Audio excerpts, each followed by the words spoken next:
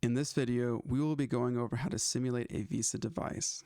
This is a common problem you run into in test engineering where the instrument you've specified may be weeks or months out, depending on your company's procurement policies and on lead times from the manufacturer. Now, if you want to start your test integration before the instrument arrives and you don't have a similar model, then you're going to need to write a simulator. And in this example, we'll show you one way to do it.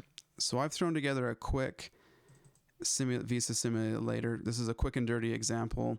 I'll post the code on GitHub, but use it as you will. The pretty basic 2 VIs will be using TCP sockets. And there's 2 loops. The first loop is just to manage the front panel controls and basically to quit or to load the config file. And then the second loop just waits for a socket connection, and then it will wait for somebody to send information over the socket, and every time it receives data, it will run this get response VI. The get response VI is also pretty simple. You take whatever your response is, trim off any termination characters, and then in the response config, this is a 2-dimensional table where you have regular expressions and then the responses you want to send out for those regular expressions. So we go through the list of regular expressions. If we get a match, then we send out the response for that match. And if we don't get a match, we just send out a tag saying, hey, you haven't configured this inside your configuration file. I'll show you an example of this. The one I've specified, pretty basic. It's a tab delimited text file. So column 1 is your regular expression. Column 2 is the response to send back out. Now you'll notice I've got a backslash in front of this star for the star IDN, which is a pretty common Skippy command.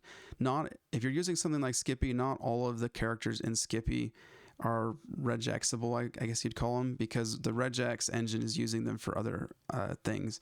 So your results will vary. If you get one of those characters in here, you're going to need to comment or escape it using a backslash.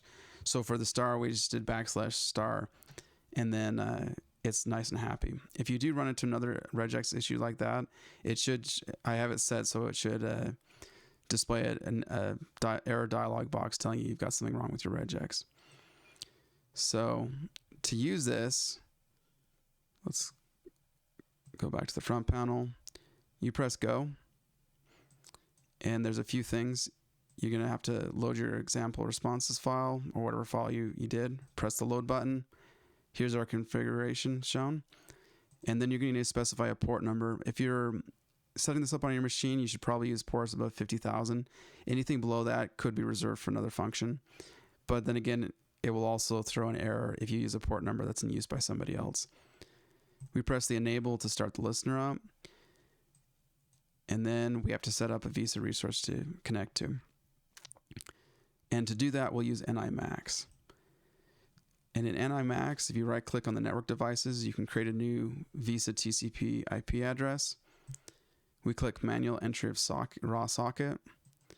Since we're using a simulator on our local machine, we'll do localhost. And then you're going to need the port number, which in our case is 50,000. If you press validate and your simulator is running in the background correctly, you'll say successfully open a VISA session. And then we'll press OK. And then let's alias it. So if you use aliases at this point in time and use that for your test validation, then when you get the real instrument in, if the instrument does talk the commands that you've implemented correctly, then you can just swap the VISA constructor to point to the real instrument instead of the simulator. And that should be the only piece of code that you've changed if everything is working correctly. Realistically, there's always integration issues where the instruments have a few commands that don't match their programming manuals, but this will get you most of the way there. So we have an instrument with a VISA alias of system DMM. And then if we open up a test panel, we can play around with it. I usually enable the termination character. Press apply. And then if we do IDN, you'll see it says simulated DMM. If we use one that we haven't implemented, you'll see it'll give you a response for request not found. And that's how you set up a visa simulator.